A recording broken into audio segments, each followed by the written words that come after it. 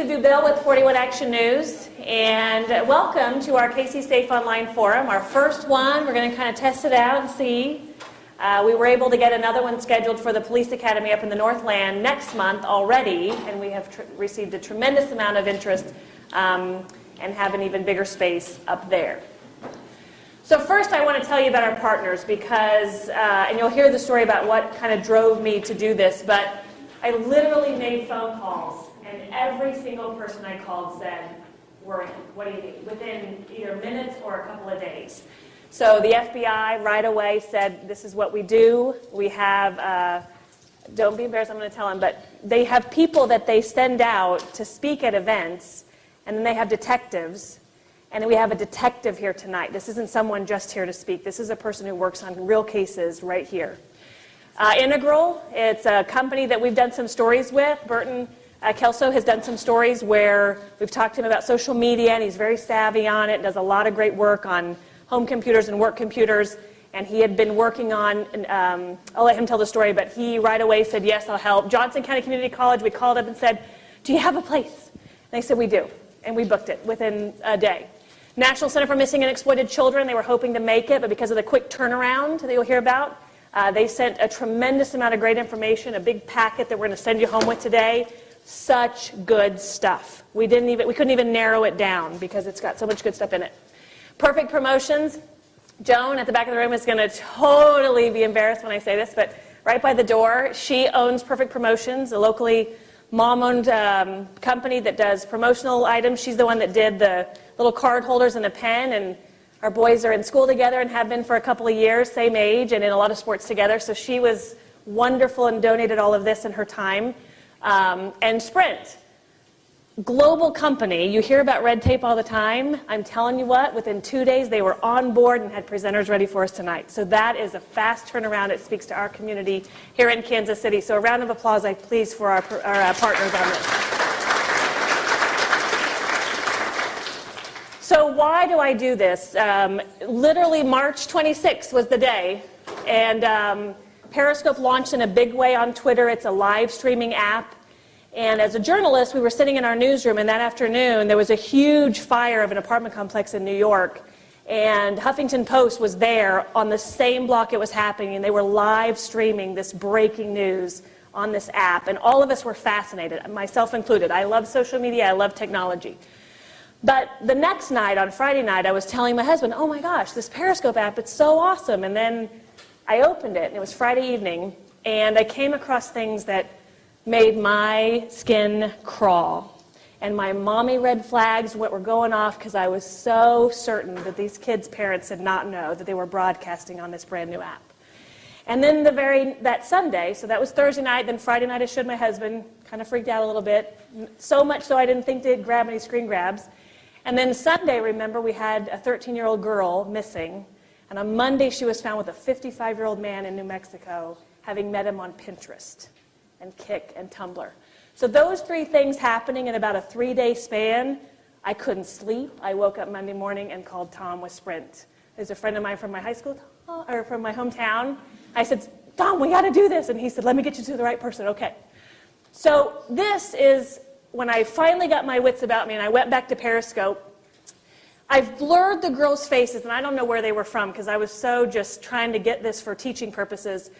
The girls had braces, and they were wearing One Direction bracelets. You decide how old that probably makes them.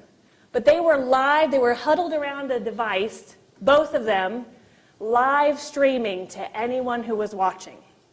You don't have to be on Twitter. This indicates how many people are watching at any given time.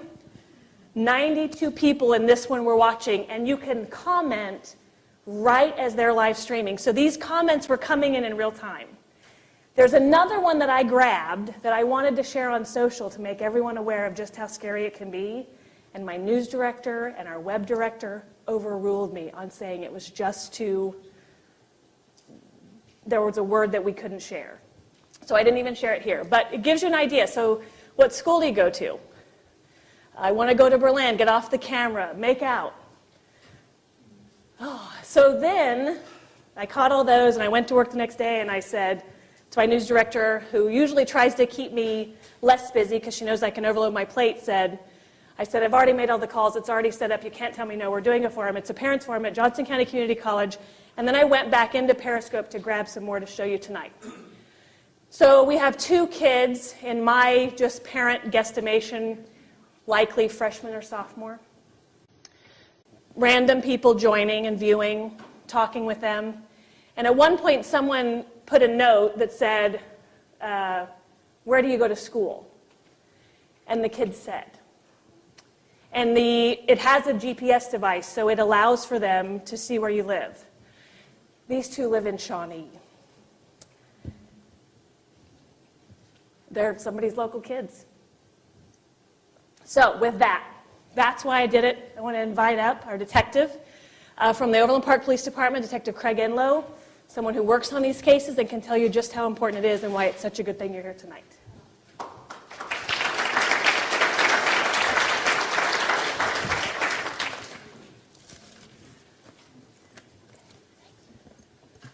Hello. My name is Craig Enlow, and I'm with the Overland Park Police Department. I am on a task force with the FBI, a Child Exploitation Task Force. I've been on that task force for about 5 years, so I've been working these cases for about 5 years. I just got extended for a 6th year, so I'm on my 6th year of a 3-year assignment. They just keep extending it, which either means the FBI likes me or my department doesn't want me to come back. I'm not sure which. But I've been doing this for a while, so they asked me to come and just really briefly touch base with you guys and kind of let you guys know what we do and some of the investigations that we handle. We appreciate you guys coming out and learning about this stuff tonight. My office in Kansas City is made up of a detective from Independence Police Department, Kansas City, Missouri Police Department, the FBI, the KBI, and myself. We just added another Kansas City detective, a detective in Springfield, a detective in Joplin, and a detective in Topeka. So we kind of handle basically most of Missouri and Kansas through our task force. We also work with local departments whenever they get cases. A lot of the smaller departments don't know how to handle these kind of cases, so they'll contact us and we'll go out and we'll work with them on follow-up on these cases. This is what we do. These are the different areas that we investigate. Human trafficking and child prostitution. The KBI agent on my task force is really good with these cases. Basically, she will go out whenever the jurisdictions, local jurisdictions have prostitution stings. She'll go out with them and she'll work with them. So if they have any underage prostitutes, she investigates those cases.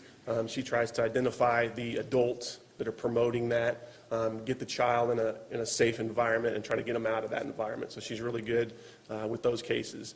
We work websites. We get lots of reports where people will be on a website and they'll see what they think could be child pornography. So they contact us. We try to investigate the website. If it's something in the United States, we're usually pretty successful in getting it either off there or getting the website shut down. If it's overseas, sometimes we have to contact FBI legats in other countries to try to get the stuff shut down. And then other times there's some countries that aren't cooperative that we just quite simply can't shut down. We handle enticement cases, which is basically our suspects contacting children online, getting them to take pictures or videos of themselves, or getting them to travel to meet them, things like that. We also work travelers, if anybody's seen those shows where they get the guys, and mostly guys, to travel to meet young kids, and then they're there. We handle those guys that travel. We try to catch them. And then we work child pornography production, distribution, possession, things like that. And that's typically what I work. That's pretty much all I work is that part of it. Basically, the FBI brought me on the task force. They gave me computer tools to try to locate people that are sharing child pornography. They gave me a car and a cell phone and said, go round them up. And so as a police officer, that's great. That's what I want to do. I want to be able to just go out and get the bad guys. Sometimes I do get cases referred to me from other jurisdictions and from FBI, but 95% of what I do is all self-initiated. I work undercover on the computers and identify the guys. I then try to figure out where they live. I do surveillance. We go do search warrants. We do interviews. We collect all the property. And then eventually we get them indicted and arrested. So. Wanted to just real briefly touch on, she mentioned the National Center for Missing and Exploited Children, or NCMEC. We work closely with them. They're a great organization. They've given a lot of different resources to people, a lot of free resources. If you contact them, they'll give them to you. One of the things they do for us that's really helpful is they have a giant database of identified child victims. So whenever we do a search warrant and we get all this property, we go through and we get all the images and videos, we send them to NCMEC and we say, okay, which of these kids are identified? And then they get us a report back that says we've identified these kids. The ones that aren't identified, they do a great job in trying to locate the kids and identify them, make sure that they're safe and things like that. And then the other aspect of it, when we identify kids locally, we'll send those pictures to them so that they can keep them in their database. So 10 years from now, when they're working a case in California and they say, who are these kids? They can look and say, well, they were identified in Overland Park or Kansas City or whatever. So we sat down when we were asked to do this presentation, and we just kind of brainstormed on some of the social media sites and some of the apps that we've seen in our investigations. And we quickly realized that it's probably easier to try to identify the ones that we haven't seen. Pretty much any app you can think of, any website, any social media site, we've had cases come out of it. From Facebook to Pinterest and everything in between, we've had cases that come out of that. So a lot of the information they're going to share is very applicable in what we do because we've seen all these apps be used for criminal things.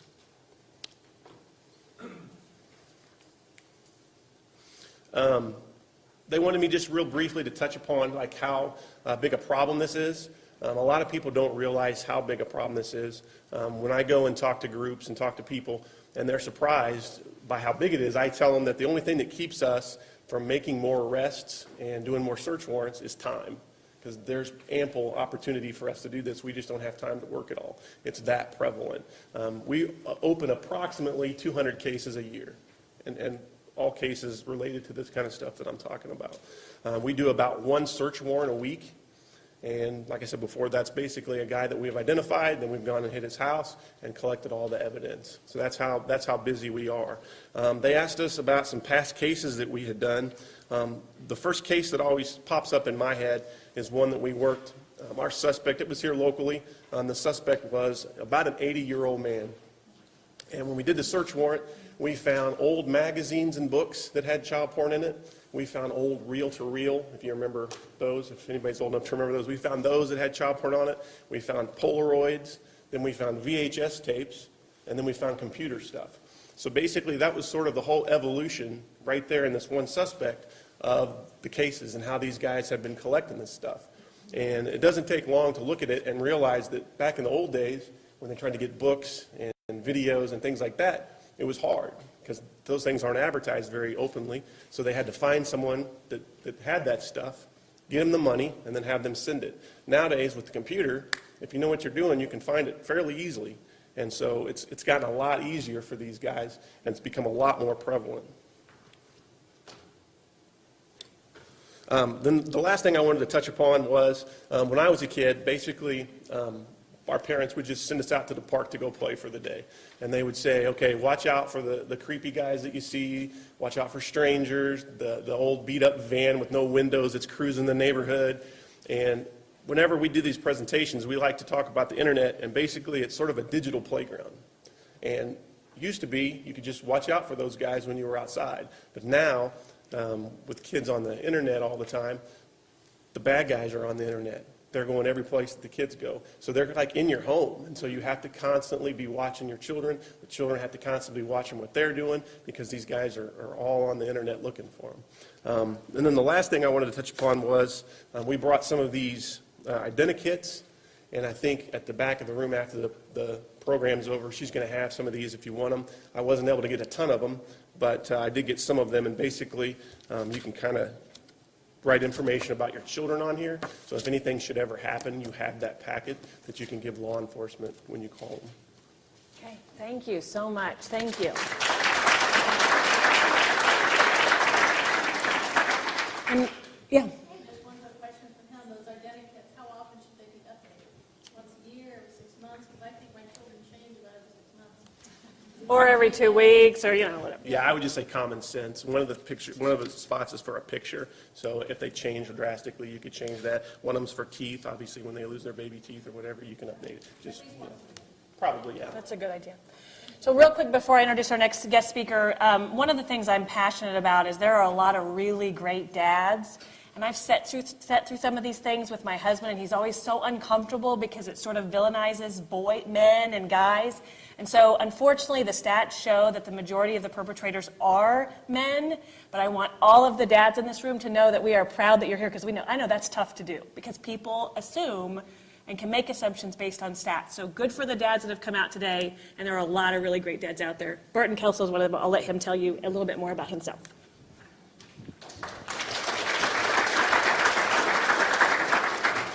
Can you guys hear me okay? Yes. Guess the microphone's working.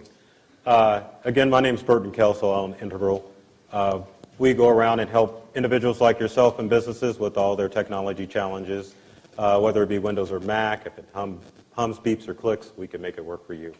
My role in this presentation is I'm a dad, and even though that I'm a technology healer or technology person, I've had problems with, my wife and I have had problems with my stepdaughter as far as using inappropriate apps in order to talk to strangers across the state and across the world. We originally encountered her using Snapchat, which we'll talk about here in a little bit, but it just escalated to the point that she was meeting strangers in person that she had met online. And finally, it just escalated where we had to finally remove her from our house, because we also have 2 young boys who are 5 and 6, and we definitely didn't want them put in danger for the chance that they would encounter an online predator, or our family in whole being put in danger with my stepdaughter talking to these online predators. So if you don't know much about technology, that's okay, because I've been doing this for 21 years, and technology just moves so quickly, you just can't keep up with what's going on out there. So don't feel bad. We're going to go through 10 dangerous apps that you need to remove if you discover them on your computer, your kid's smartphone, or tablets. They're geared for adults, and there's no reason why kids should use them. And this is just the tip of the iceberg.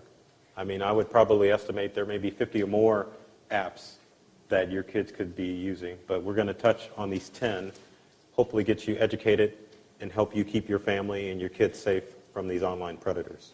So, I think I went ahead and talked about some of the dangerous apps in order.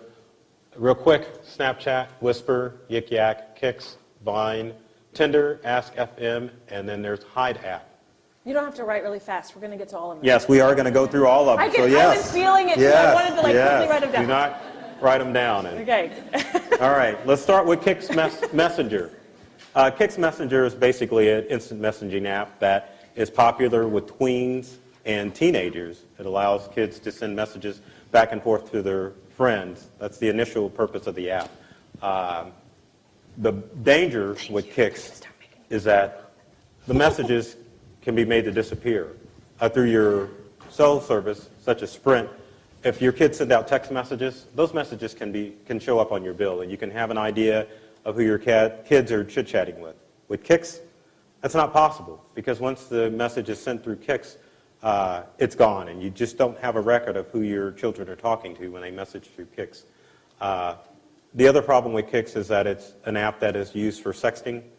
And you can also send inappropriate photos through Kix. So a lot of kids will send nude photos back and forth to their friends. They'll sext back and forth. And there's really no way that you can communicate or control who your kids are communicating with Kix. Also, online predators will befriend kids who are using Kix in order to develop and establish a relationship with them. If you were paying attention to 41, a couple of weeks ago, where the girl in southern Missouri who developed a 4-month relationship with the gentleman who took her to New Mexico, was one of the apps that she was using to communicate was Kix. Other apps that you need to watch out for that work like Kix are Viber, WhatsApp, and Text Now. Next app is Whisper. Whisper is basically an online bulletin board designed to allow people to share their innermost thoughts that they normally wouldn't share with people face-to-face. Problem with Whisper is that it uses GPS location services which is enabled in every smartphone and tablet, whether it be an Android or an iPhone or even Windows phones. So online predators can kind of get an idea of how or what your kid's thinking about, and they can use Whisper to develop a relationship and lure them to a meeting place. 2012, a 13-year-old girl was lured away from her home by a 21-year-old man. Once they met, he took advantage of her, and unfortunate things happen. But Whisper is one of those apps that online predators use in order to groom and develop relationships with your kids. So if you see this app on your smartphone or your kid's smartphone, you definitely need to delete it. 9gag. 9gag is geared towards older teenagers and adults. It's an application that allows you to create internet memes, which are, if you use Facebook or Twitter, it's the photos that have the funny captions above them. That's why kids go to it, because they can look at it and see just funny, trendy stuff that's going on. The problem with not Kicks, but 9gag is that all sorts of photos show up on 9gag. So if your child has 9gag, they can come across nudity, sexual images, just all sorts of things that teenagers or tweens should not be looking at. So real quick, we're going to walk you through what 9gag looks like. And I just got on it after Burton told me about it, but if you pull it up, I felt like at first glance, and I'm going to pull my mic down here to see if you can hear it. Actually, I'm not going to do that, because what does that matter? So walking you through this, you just scroll through. These are all the different posts people have put on there. Oh, it's loading new ones. And so then you can go, and on first glance, I was like, oh, it's really not that bad. I mean, I wouldn't want my 9-year-old on it, but okay. And then I kind of just started exploring it. And I looked here, and there's all these different categories. And this one, NSFW, not safe for work. I am going to do it, but I don't want to be held responsible for you. This is what your kids can come across by just simply downloading the app. I don't know what's on here because it uploads all the time. So I'll just let you look at some of the things being posted in that particular category, which is accessible by anyone who has this app.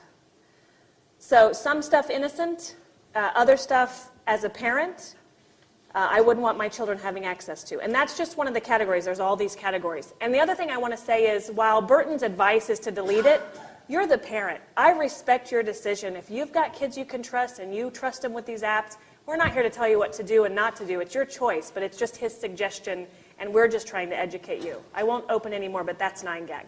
And we'll do a couple more here in a minute. Let's see if I can figure this out. Look, now you're...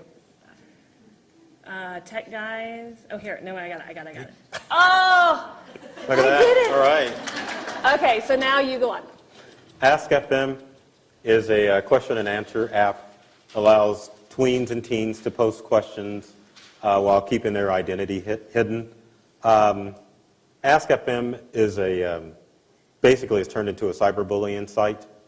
So a lot of kids will get on Ask FM, ask questions that pertain to kids within their area, and since you're anonymous on Ask FM, you can target a child that you don't like and just bully them. And the unfortunate thing about Ask FM is that it's been associated with a lot of suicides. I think it was last year, 14-year-old girl hung herself after receiving messages on Ask FM after she was told to drink bleach, go get cancer, and go die. The other scary thing about Ask FM is that it's integrated into your Facebook and Twitter accounts. So people who, they can look at your Facebook information, look at your Twitter information, and gather ammo to be used for cyberbullying purposes. Omigo is a video chat site where teens or people can chat back and forth using video. When you communicate with somebody, it's yourself and then stranger. Sexual predators will use Omigo to lure kids in. So what they'll do is they'll spoof video on Omigo.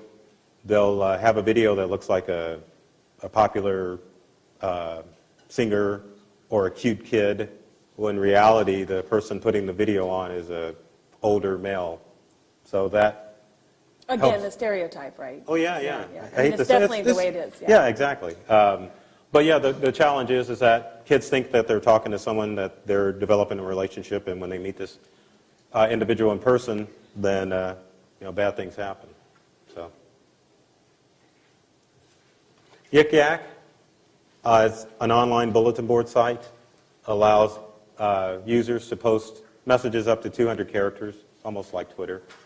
The challenge with Yik Yak is that these messages are viewed only by people who are within a 1 to 5 mile radius of the Yik Yacker.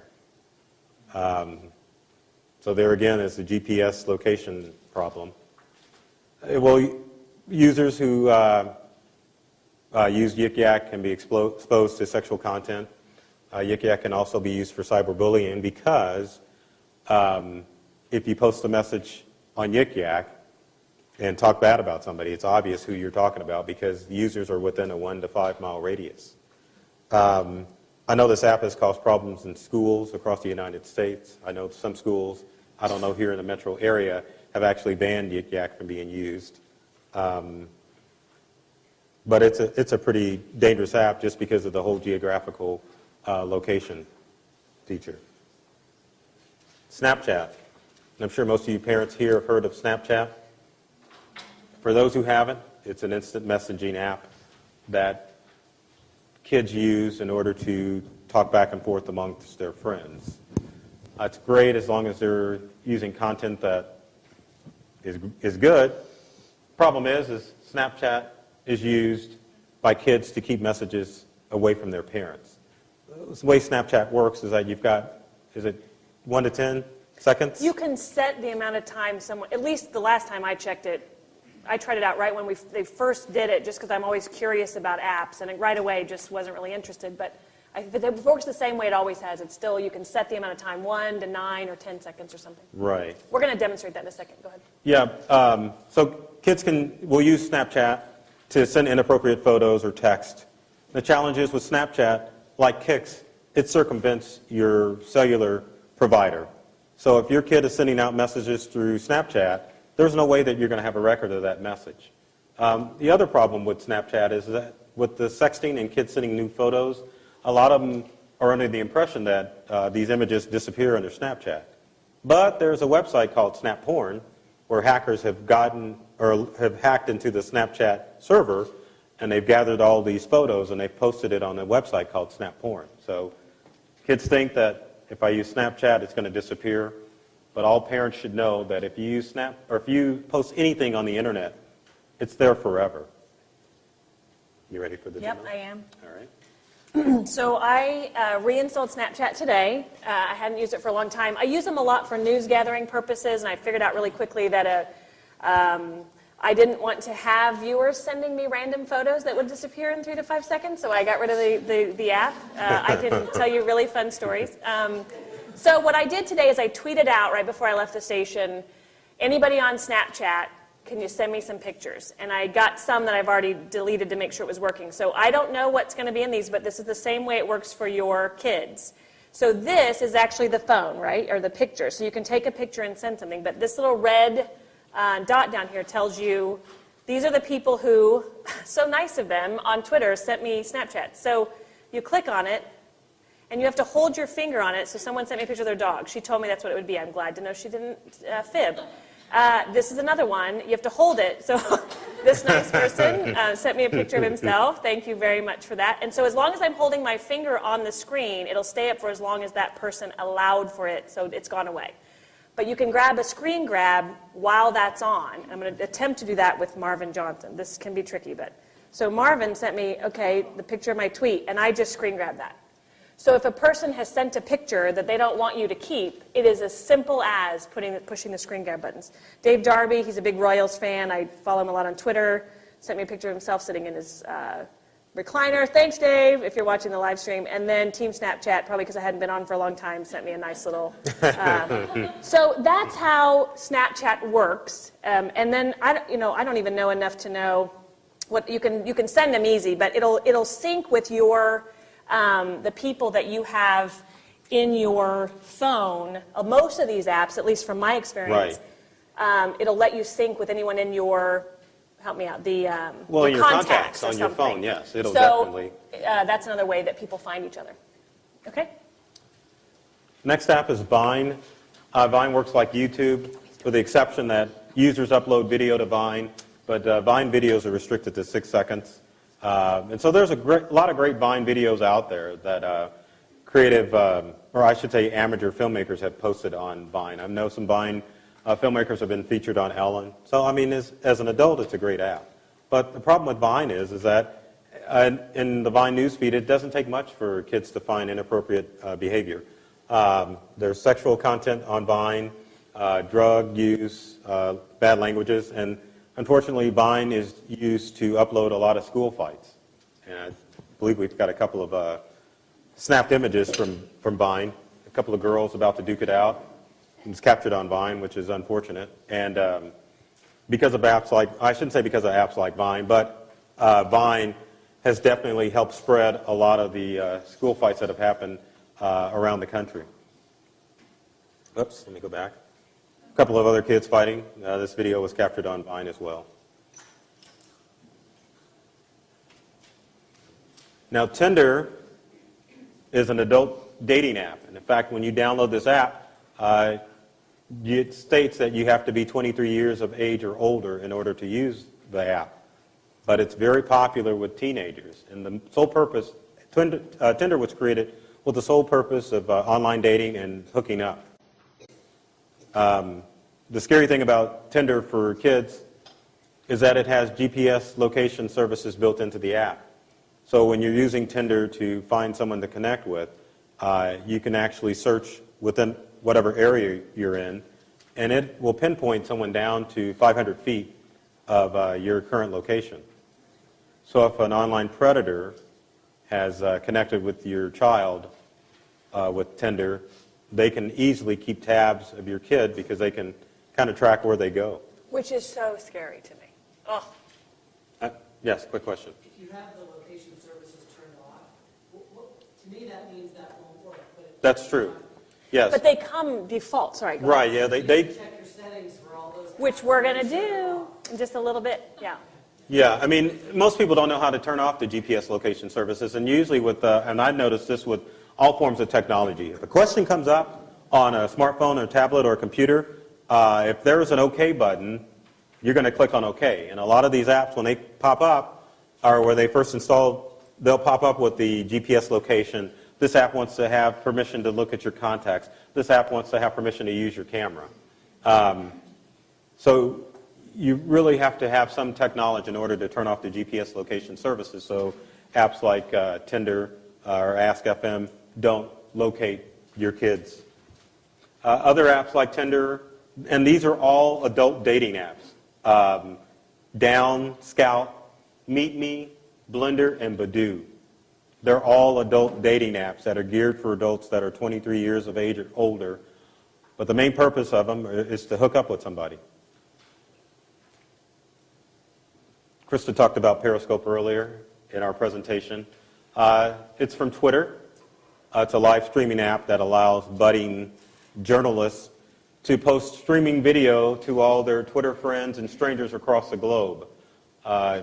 Easily from your smartphone, you can just start creating a video and it'll just go out globally and people can comment on Periscope. But as Krista showed earlier, there's no parental controls at this time with Periscope. So online predators can go online, post inappropriate contents to whatever your child may be sharing with what they think may be their friends online. And also Periscope uses GPS location services so that... Periscoping. Everybody be good. Yes, be good. But it has GPS location services, so if an online predator gets a hold of it, they can track where your kids are. So I'm going to open Periscope, and at any given time, anyone in the world can be streaming. And the top list is all the people currently live streaming, and then there's a place within the app where there are captured streams of anyone I follow on Twitter. So we're just going to pull this up, and we'll just open a couple, and again, I do not take responsibility for what comes up, and normally what it is during the day, it's fascinating during the day because it's a bunch of news entities covering news, legitimate stuff, the White House, stuff at the White House, politics, Huffington Post did a tour of Hillary Clinton's offices in New York, or wherever they ended, New Jersey, I think, or I don't even care. That doesn't matter for you. But whatever. So I watched this live stream of them going into the building where our offices are. But then throughout the evening and night, it gets more sketchy. It gets more concerning to me. So it's interesting to think about 743. So enjoying a Chicago sunset for a bit, and it's not just journalists. This is anybody. You and I could broadcast from your back patio. People have done it. So someone's literally just playing some music. They're on their deck, and these people are live chatting. Look at the language starting to show up. I mean, so... And the hearts on the side are all the love, all the the people, likes. when you tap the screen, like I just loved this person's, I'm kind of embarrassed my name's attached to it, but So, mark your calendars. So then these are all live. Look at this. One's called Doggy Style. Do I dare even open it? Let's try it. Let's just see. So it's probably a dog, because a lot of people have see? See? And the thing is it is amazing technology to think that anyone from anywhere can broadcast something. Periscope took all my data. Could broadcast this one isn't even in English. Kind of scares me to open too. But look where it tells you where they are. And his friends probably don't even know he's periscoping. Broadcasting it out. Driving. Oh, wow. Well, let's just see what this one is. So again, you can try to guess the age, maybe. Thankfully, it looks like she stopped. Actually, I am addicted to Periscope. Oh, wait, hang on, I want to see this. So this person... Because I just started using it today, and it's actually really cool. And so right now, her connection's sort of gotten sketchy. Aw, thanks, David. I really appreciate that. Thanks. So you can see people joining. Right now, there are 12 people in this, 11. And what happens really quickly is you find they ignore, a lot of the teens and young kids will ignore the negative things and just respond to people who say cute but I'm telling you, at any time you open it, you will find young people live streaming. So that is Periscope.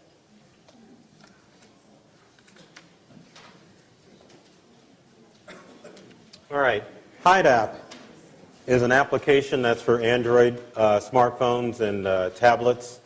Sole purpose of Hide app is to hide all of these apps that we've been talking about so that you parents don't know that they're on your kids' phones. Yes, seriously. Someone took the time to develop this app. I think the initial purpose is if there's certain apps that you can't remove from an Android.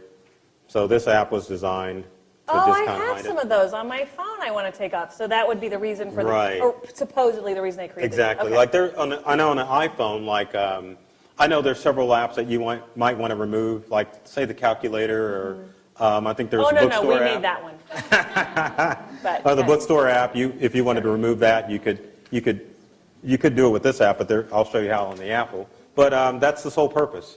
So if you see this app on your kid's smartphone or tablet, you know that they've got something that they don't want you to see. Can you hide the Hide app? No, you can't hide the Hide app, so that's the indicator. Hey, I love it. That's the indicator. That's why we're including this. What did I ask you last night when you told me about this? Yeah, can you hide the Hide app? Yeah, yep. No, you've got to, if you see it, you know there's something your kid didn't want you to see. Now for you, yes? So if you delete the Hide app, it will... The apps will reappear. What was my second question last night, Burton? Yes.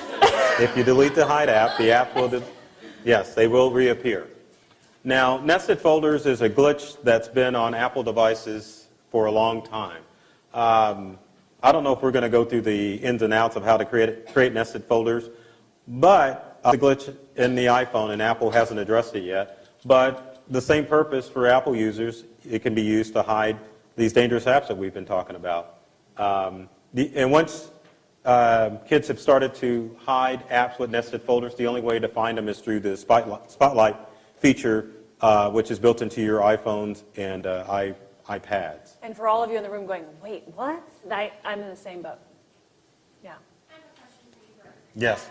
On an Android app, could you just go to like the application manager and look and see everything that's been downloaded and into it that way? Yeah, well, with the Hide app, no. I mean, if you go to the apps, then they're gone. You'd have to go inside the Hide app to find out what you want to look for. They won't even show up there. No.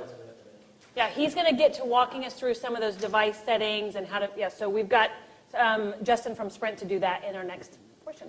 Good. But finally, the thing I don't want to stress as far as these apps are concerned is that technology is fun. So I'm not here, like Krista said earlier, to make you parents ban these apps from your kids' devices, but you definitely need to be aware of what's going on out there because, like I said earlier, I mean, I was caught off guard with all of these apps when we discovered them on my stepdaughter's iPhone a couple of years ago. But there's some steps that I would like to briefly go through that if I can find my cheat sheet. Uh-oh, did I go forward? Oh, yeah, go back one. That's all right, that's all right. Uh-oh, I went too far, didn't I? That's all right. There we go, okay. I do know how to operate PowerPoint. But I know this from experience, so I'm not even going to cheat. But the main thing is with your kids' devices, you want to make sure that you get your hands on your kids' devices every night and go through and look and make sure that they don't have these dangerous apps on their devices. Second thing I would recommend is at night, at bedtime, do not let well, it's your discretion, but I would recommend that you don't let your kids take their smartphones and tablets to bed. Because I know there were several occasions where my stepdaughter was up late, 3, 4 o'clock in the morning chatting to some stranger. And periscoping too, those were late at night, but I found them probably quietly in a room somewhere. And set rules as far as the technology is concerned in your house. I mean, what hours can your kids use them, where they can use their devices, but just make sure that they understand that you're the parent, you're in charge, and these are the rules we're going to follow as far as technology is concerned to keep them safe. Because like the detective said earlier, these online predators are not using the white kidnap van is what I call it. From the old 70s, you'd pull up next to the car and snap somebody in. They're not doing it anymore. They're in your living rooms and your kids' bedrooms, grooming them in order to cause them harm. So make sure that you become aware about the technology out there and just stay on top of it. And finally, if they don't get it, like we had to do with my stepdaughter, you just got to take it away. So. Thanks, Burton, so much. Thank you.